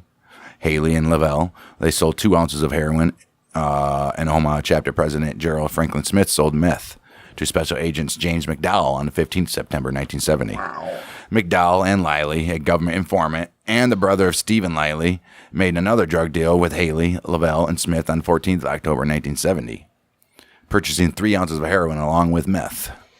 Haley, Lavelle, and Smith were arrested October 15, 1970 as part of a federal operation, which also resulted in arrests of other Hells Angels in Minneapolis and San Francisco. Haley was convicted of conspiring to sell narcotics, while Smith was convicted on 4 counts of unlawfully possessing and selling narcotic. Isn't the same? And 1 count of conspiracy. Level failed to appear for trial in February of 71. Makes sense? He said bye. Right. 10 members and associates of Omaha Angels, including chapter president Walter Larry Phillips and treasurer Lamont Kress, indicted 18th February 1981. They are indicted for their role in a conspiracy that used intimidation, assault, torture, and murder to establish a monopoly of meth trade in the Omaha area. The drug, manufactured in clandestine labs throughout the United States and obtained from other Hells Angels chapters in multi-pound quantities, was delivered to Omaha in motorcycles and motorcycle parts, also cars and also vans. You know, the way you would typically move things. Anyway, drugs. The conspiracy began in December of 72 and is suspected in the unsolved murder of Joseph Sackett, who was found dead in a field after being shot execution style in August of 79. 18th-month investigation culminated in a series of raids on 10 locations in Omaha, 1 in Council Bluffs, Iowa, and another in Santa Rosa, California, on February 28th, in which around 80 officers from federal, state, county, and municipal law enforcement agencies made 6 arrests, that's it, and it recovered a cache of rifles, shotguns, and automatic weapons, as well as narcotics ranging from Mary Jane to cocaine. Didn't get what they were looking for, huh? Nope. 4 Hells Angels members, Gary Apkert, James Jim Bob Cronin, Kelvin Davenport, and Raymond Buzzard Gerhardt, and also Janice Fitzgerald, the widow of a slain Hells Angels member Leslie Fitzgerald. They were all convicted of felony firearms violations and also drug possession, the 30th of November, 1981. Well, good for them. Omaha Police Department initiated a 3-year undercover investigation targeting a cocaine distribution network in the Omaha metropolitan area. The FBI became involved in an investigation called Operation Zookeeper in July of 82. Well, there we go, went to hell. Federal grand jury indicted 43 individuals, many of them Hells Angels, in 1983. By the end of the year, 15 members of the drug ring had been pled guilty, and many of the others were later convicted. Wow. Okay. Arrests that were made during a series of coordinated raids carried out in Omaha, 2nd of May, 1985, as part of Operation Rough Rider. FBI investigation of Hells Angels that can commence 3 years prior. Undercover agent Kevin Bonner infiltrated the club for 26 months and made drug transactions with numerous chapters as part of the investigation, which resulted in indictments of total 133 Hells Angels members associates in 11 states on narcotics trafficking and racketeering charges. You know, fucking rocket launchers and stuff. Right. The raids involving approximately 1,000 law enforcement personnel also led to the seizure of cocaine, marijuana, meth, hashish, PCP, and the LCD, about $2 million, as well as weapons including submachine guns and anti-tank weaponry. A.K.A. rocket launchers. 15 Hells Angels members and associates were arrested in Omaha area on 17th October 1990 after being indicted on charges including interstate and foreign travel in support of racketeering enterprises, money laundering, manufacturing and distribution of controlled substance, and also that one little pesky one, the possession of a felony firearm. The arrests, which came during a series of simultaneous raids on 14 locations, including the club's Omaha headquarters, were the culmination of a 2-year investigation. They also resulted in confiscation of rifles, a .22 caliber automatic pistol, $800,000 worth of drugs, $200,000 in cash, as well as Hells Angels paraphernalia. Okay. Nice. Hells Angels members Dale Rail Haley and Lamont Kress, the club's former East Coast regional treasurer, along with associates Timothy Egan, Mary Lee, and Rodney Rumsey, were convicted May 15, 92 of drug trafficking, money laundering, and illegal weapons possession. Haley was sentenced to 20 years imprisonment. Cress Egan Rumsey sentenced to 15 and 8 months, and Lee was sentenced to 12 years and 3 months. 5 others negotiated plea bargains, and another was acquitted. All right, Nebraska. Holy Omaha. shit. It wasn't even Nebraska. It was just Omaha. Right. Let's take a look at Nevada. There's got to be some shit going on there, right? The River Run riot occurred on 27th April 2002, which we all know, at the Haraz Casino and Hotel in Laughlin.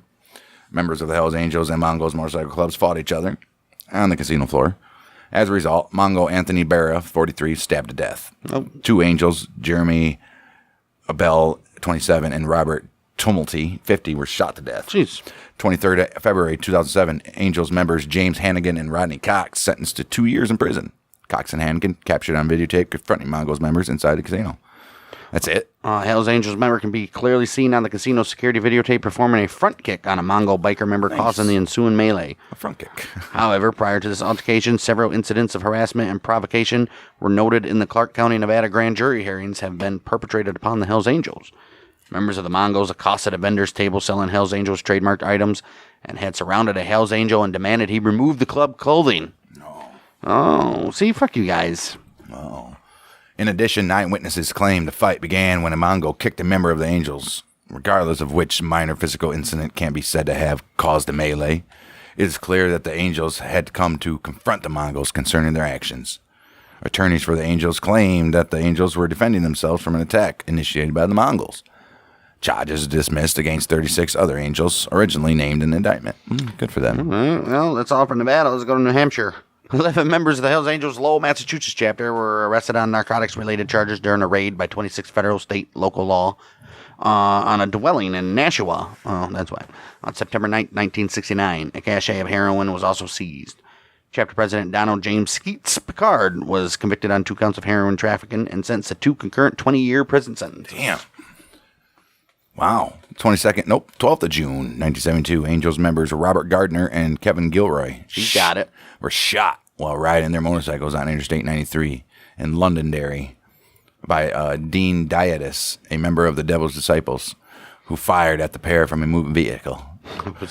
Gardner was wounded and Gilroy murdered. Oh, he ain't got it. Right. Dietis was arrested in Key West, Florida on the 2nd of November, 1982. Was brought up to New Hampshire to face trial for Gilroy's killings in May of 1983 after a 5-month extradition process. He was convicted of second-degree murder later that year and sentenced to 18 to 40 years. Hells Angels formed their first chapter in New Hampshire when members from Massachusetts and Maine established a branch in Manchester, March of 2000. An innocent bystander was wounded with a shotgun during a fight involving the Hells Angels, Outlaws, and Milford and Company Motorcycle Club outside a restaurant in Manchester, April 16th, 2010. Why is that in the fucking middle of that? I don't understand it. Right. Hells Angel member James Cunningham was among 4 men arrested June 2017. Federal drug trafficking charges following an investigation that spanned several years. Holy shit, Cunningham. He sold meth to an individual who was cooperating with the FBI. On 4 separate occasions he did this. He did that in Manchester and Merrimack between the 23rd of May and November 20th in 2013. He pled guilty to meth trafficking, sentenced to 3 years and 3 months. He did that. They did that on the 10th of May, 2018. All right, so not much in New Hampshire, but there's a lot in New Jersey. Oh, jeez. During their war against the Breed in the 1970s, the Hells Angels carried out a grenade attack on the home of the Breed's national president in Plainfield. 1983, 2 members. National president? National president. Shit. What has he got? 7 members. Right. 1983, 2 members of the Binghamton, New York Hells Angels chapter were charged with assault and attempted murder after a shootout with the New Jersey State Police in Hope Township. No shit. Jeez. Damn, the Angels established their presence in New Jersey in 2002 with the founding of Prospect chapter in Newark, which was sponsored by Angels chapters in New Rochelle. Right? I'm assuming. All right, which was sponsored by Angels chapters in New Rochelle, New York, and New York City. The Newark chapter formed following a treaty between the Angels and the Pagans in February 2002. The New Jersey faction is small, but it's backed by the New York City chapter, one of the club's largest. I mean, it's right there. 3 Hells Angels were beaten by a group of Pagans members and associates outside a bar in Woodland Township, January 1st, 2005. 1 Hells Angel, Vincent Honcho Heinrich, was airlifted to Cooper University Hospital with head injuries after being struck with a wooden board. Oh, shit. No arrests were made. incident, which occurred during a time when the Hells Angels were actively recruiting from the pagan stronghold of South Jersey, allegedly prompted the Hells Angels East Coast leader John the Baptist LaFranco to declare war on the pagans. Oh, he sounds like a bad motherfucker. Right. John the Baptist, huh? John the Baptist. 4 Angels members, Rocco Gulata, Yo, Rock! Kerry Kester, Justin Morris, and Joshua Woods. They were indicted on charges of unlawful possession of weapons, possession of a prohibited weapon, certain persons not to possess a weapon, and unlawful possession of a controlled dangerous substance after law enforcement officials observed them loading large knives, machetes, and other weapons into the trunk of a Chevrolet Malibu. This happened in a restaurant parking lot in Clinton Township on the 22nd of August, 2015. That was all Jersey has to offer? I guess we'll move to New York. Oh, shit. And some mafia connections. The United States Department of Justice has stated the Hells Angels have links with New York Gambino and Genovese crime families. The mafia has afforded security and transportation and narcotics deals in exchange for drugs and contract killing. And that's all they know. Right. Jesus. Take a look at some rape and sexual assault. Hey. All right. 8 members of the Hells Angels who were in New York City to attend the funeral of murdered club member Jeffrey Groover Coffey was arrested on suspicion of the March 10th, 1971 gang rape of 17-year-old girl in a leather goods store in East Village, Manhattan. The bikers allegedly returned to the store, owned by Eugene Pritzert, to pick up goods that they ordered the day before. When Pritzert told them the goods were not ready, they began abusing him, waking Pritzert's girlfriend, who was asleep in the rear of the store. Oh, shit. While some members guarded the store owner, others took turns beating and raping the girl. Oh, man. After approximately, why does this guy have a 17-year-old girlfriend? Mm-hmm. After approximately 6 hours, Pritzert managed to escape and alerted police. The girl identified her alleged attackers in a police lineup. The 8 men, Robert Gardner, Robert Marshall, and Carr Peretta from Massachusetts, Thomas Fusco, Edward Robinson, and Kevin Seymour from New York State, Kurt Grudel from Ohio, and James Ordfield from New York City. Oh, he could have been included in the New York State one. Right. They're all charged with rape, sodomy, unlawful imprisonment, and criminal trespassing. Holy shit. Jeez. Take a look at assault, murder, and conflict with rival clubs. Let's just do all these in one. College student Bruce Meyer shot 5 times in the head at point-blank jeez. range with a .22 caliber handgun fitted with a silencer in the parking lot of his apartment in Brewster on 14 December 1975. Law enforcement sources stated that Meyer was murdered by the former president of the Connecticut Angels chapter in retaliation for him killing an Angels member in a car crash on July 3rd, 1975. I don't think he meant to. Jeez. September 94, near Buffalo at the Lancaster Speedway drag races, there was a clash between the Hells Angels and a rival biker gang, resulting in 2 deaths and multiple injuries. Who's the rival biker gang? We'll never know. January 28, 2007, a woman named Roberta Shalabi was found badly beaten on the sidewalk outside the Hells Angels clubhouse at 77 East 3rd Street in East Village, Manhattan. The resultant investigation by the NYPD has been criticized by the group for its intensity. Oh. The police refused access to the Hells Angels clubhouse and responded by closing off the area, setting up sniper positions, and sending an armored personnel carrier. Damn, they're about to have a standoff. Damn. After obtaining a warrant, the Popo searched the clubhouse and arrested 1 Angels member, who was later released. The group claims to have no connection with the beating of Shalabi. If they did, that's because of her last name. 5 security cameras covered the entrance to the New York chapter's East 3rd Street clubhouse, but the New York Hells Angels maintains nobody knows how Shalabi was beaten nearly to death at their front door. A club lawyer said they intended to sue the new city of New York for false arrest and possible civil rights violations. So the footage didn't show anything? Right. Or what? There's some drug trafficking. A meth trafficking network run by members and associates of the Hells Angels Rochester chapter, operated in western New York from 2002 through July 9, 2010, was dismantled after an investigation by the FBI, the DEA, the New York State Police, Genesee County Sheriff's Office, all the way from Michigan, huh? Right. The city of Batavia Police Department and the village of Leroy Police Department. James Henry McCauley Jr., the vice president of the Rochester chapter and the leader of the drug ring, sentenced to 25 years in prison, July 2016. Richard Marr, former president of Club's Monterey chapter, which is in California, supplied the Rochester Hells Angels with meth and trafficked the drug to New York from California. He was sentenced 10 years in federal prison in August 2016. Rochester Angels members Richard E. Reedman and Jeffrey Tyler and 3 associates, Donna Boone, which is McCauley's wife, whoever that is, Gordon Montgomery. Was the vice president and drug ring guy. Okay. Gordon Montgomery and Paul Griffin. They pled guilty to drug trafficking offenses based on their roles in the conspiracy. Reidman was sentenced to 37 months in prison, Tyler to 18 months in prison, Boone 3 years in prison, and 12 months of home incarceration. 3 years probation and a year of house arrest. Damn. Montgomery, 6 months in prison, and Griffin... 60 months in prison. And Griffin, he got probation. Oh, good for him. Additionally, Rochester Hells Angels member Robert W. Bugsy Moran Jr. was sentenced to 18 months in prison, and Gina Tata was sentenced to 3 years probation, while Timothy Stone was sentenced to 12 months in prison on charges related to the case. New York didn't really have much going on either, huh? Well, let's go to North Carolina. Come on and raise up. I don't think a lot of stuff's going to be going on there with the mafia. That's and all that. obviously more West Coast. That's what Hells Angels are, man. Right. Let's take a look at North Carolina. Helicopter. Raise up. North Carolina's first Angels chapter, founded in Durham, 24th of July, 1973, was then followed by the Charlotte chapter, which was chartered on October 19th, 1978. It was formed by Michael Franklin Thunder Finazzo, a member of the Hells Angels elite filthy few from Omaha. Oh, they are filthy. And others. Charlotte was home to numerous motorcycle gangs at the time, including the Outlaws, but under Finazzo's leadership, the Angels were able to take control of much of the city's criminal rackets and operated drugs, prostitution, and motorcycle theft rings throughout the state. Well, during the Angels International Rally held at a private campground on Kerr Lake, July 4th, 1981, journalists covering the event for the Charlotte Observer were assaulted by Hells Angels members. Staff reporters Robin Clark and Tex O'Neill were punched, and photographer Mark Sluter was forced to turn over his film at knife point. You better get it over here. I'll fucking take a picture of you. The attack was stopped when O'Neill alerted FBI agents who were also observing the rally. Oh, shit.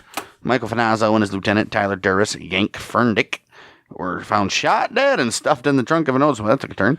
Stuffed in the trunk of an Oldsmobile 88, and had plenty of room for about 3 more bodies. That was in Randolph County on September 26, 1981. Damn. What'd you do, Finazzo? Well, at that very time, Finazzo was considered by the Popo to be among the 10 most powerful members of the club. Jeez. Although the murders remain unsolved, the police believed that the killings were related to a feud with outlaws. The outlaws taking out big guys. Or it was a power struggle within the Hells. Oh, okay, so they don't know.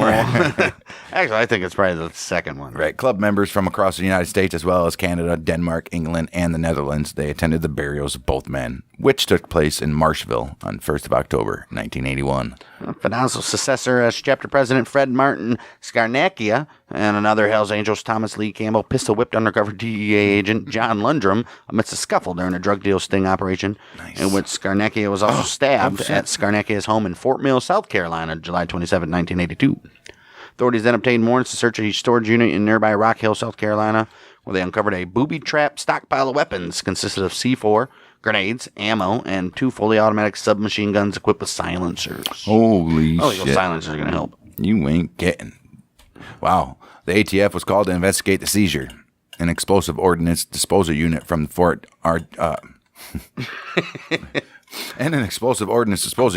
Fort Jackson Army Base was required to disarm the trap. Scarnacchia and Campbell sentenced to 5 years in prison for assaulting a federal agent on January 6, 1983. Charlotte chapter was at one point the Hells Angels' largest on the East Coast, with approximately a dozen members and numerous associates. Dozen members? Right. But they were disbanded after its position became precarious following the murders of Finazzo and Ferndeck and imprisonments of Scarnacchia. Chapter clubhouse known as the Bunker was burned down in a suspected arson attack August 12, 1985. Investigators believe the Hells Angels themselves destroyed the property before their departure. Clearly. No, they did. So that's bye-bye. There's nothing in Charlotte no more. Nope, nothing in Charlotte. Take a look at Ohio. United States Department of Justice has stated that the Angels have been involved in contract killings and drug trafficking in Cleveland, crime family. The New York chapter of the Angels was involved in a large-scale brawl with the Breed, in which knives, chains, and clubs were brandished at a motorcycle trade show in Cleveland on 6th of March, 1971. The violence, it led to deaths of 5 bikers. Breed members Bruce Emmerich, Andrew Demet, Emilio Gardel, and Thomas Terry. And I was like, Emilio! Right. And also a Hells Angels member, Jeffrey Groover. Oh. 23 people were also injured, including 3 police officers. 84 people were arrested at the scene. Damn. On March 9th, 47 Breed members and 10 Hells Angels members were each charged with 5 counts of first-degree murder. Jeez. Feud between the two clubs reportedly began 2 years earlier after fight in Philadelphia and continued during the following 2 decades. Holy shit. 20 cents. 27th February 1988. David Hartlub murdered in his van at a bank parking lot near the Musicland record store that he managed, and he was dropping off the nightly deposit as well at the bank. Deposit bag contained about $4,000 in cash, not even taken. That's because they wanted they wanted his life, not the money. Right. 3 members of the Angels motorcycle gang, Stephen Wayne Yee, Mark Verdi, John Ray Bonds, they were carrying out a hit. Clearly. The Cleveland Hells Angels were planning to retaliate against Sandusky outlaw gang member for the Joliet, Illinois shooting of an Angels member the previous year, at which Bonds had been present. Wow. Okay, the outlaw member drove a van almost identical to Hartlob's. The trio mistook Hartlob's van for theirs and shot and killed him by mistake. Both the gun and the van's carpet were spattered with blood. I would assume right. Allowing police to use DNA evidence and discovered that John Ray Bonds was the shooter who had hid inside Hartlob's van and was waiting to kill him. He shot him with a Mac 11 9mm semi-automatic pistol fitted with a homemade silencer. Dude. Nice. Bonds' DNA profile analyzed by the FBI matched the bloodstains found in Yee's car. And based on this, they were able to fit it as or use it as key evidence. Why was John Ray Bonds bleeding? Right. What's happened there? Wow. Unless he got blood from Hartlob on him and got in the car. Well, this is one of the very first cases of DNA being used for a criminal conviction. And that was only in 90, guys. Right. Wow. Right? 88. 1988. The trial and legal wrangling lasted nearly 2 years and ended in long prison terms for all 3 Angels members, who remain in prison on life sentences to this very day. Mark Verde was released in 2019. Up to life. All right, Oregon, what you got for us? I think we only have like 2 more states. Virginia, something. Police have stated the Hells Angels have avoided Oregon since '67, when the state was ceded to the Gypsy Jokers to quell a San Francisco area drug war between the clubs. Right, remember? Oregon. Hells Angels prospect Robert Bug-Eye Bob McClure. Hi, I'm Troy McClure. Was convicted of quadruple murder and sentenced to 4 consecutive life terms July 94 for the shootings of Margot Compton, her 6-year-old twin daughters, remember that? Silver and Sandra, and Gary Sessler, the son of her boyfriend, in Gaston, August 7th, 1977. They went up to a cabin and they went up there fucking pieces of shit. Crazy. McClure's alleged accomplice in the killings. Angels hang around Benjamin Psycho Silva. He was never even charged in the case. Prosecutors felt it wasn't even worth the expense and effort. He was already on death row anyway for the 1981 kidnapping, rape, torture, and murder of 2 college students in Lassen County, California. Otis Buck Garrett, the Angels Vallejo, California chapter president, ordered the murders of Compton and her daughters in retaliation for their testimony against several Angels in 1976 San Francisco prostitution trial, which we all know. Garrett, he was a one-time millionaire meth dealer, already serving a life term in California on narcotics conviction. He was found guilty on 4 counts of moida and sentenced to 4 consecutive life sentences. I think it's good. Right. In prison in July 1995. Yeah, he was sentenced to 4 consecutive life sentences in July of 1995. Garrett, he died in prison, age 74, February 12th, 2017. Good for him. Let's take a look at Pennsylvania. An alliance between the Pagans and the Philadelphia crime family has historically prevented the Hells Angels from establishing a presence in the Philadelphia area. March 2002, a South Philadelphia tattoo parlor owned by the Pagans member who had been involved in a brawl with the Hells Angels on Long Island the previous month was firebombed in what authorities suspect was a retaliatory attack by the Angels.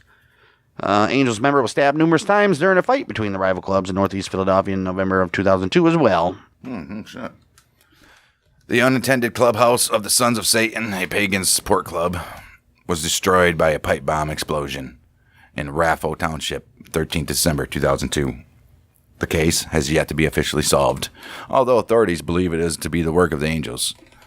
An Angels chapter was formed in West Philadelphia in 2004 after 4 high-ranking pagan members, Mark Slowpoke Mangano, Anthony Mint Condition Magini, Thomas Thinker Wood, and James Slim Jim Wysong, they patched over the year before. Look at that shit. Okay.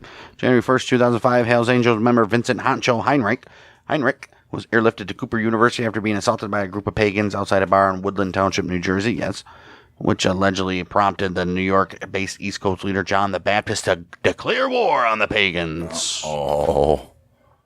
Holy shit. Wood, the Philadelphia Hells Angels vice president, shot dead while driving his GMC pickup truck on the Schuylkill Expressway after he and fellow Angels member Byron B&E Evans departed a go-go bar in the early hours of January 15, 2005. Two men in Chevrolet Suburban began firing at Evans, who was riding his Harley, and Wood swerved in and attempted to shield Evans when he was fatally shot in the head.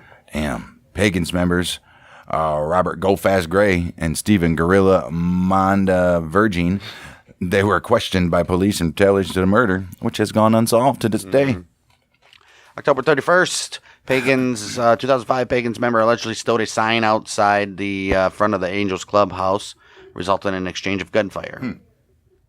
Philadelphia Hells Angels chapter, consisting of 12 members and approximately 5 prospects, was disbanded during a meeting in New York, November 8, 2005.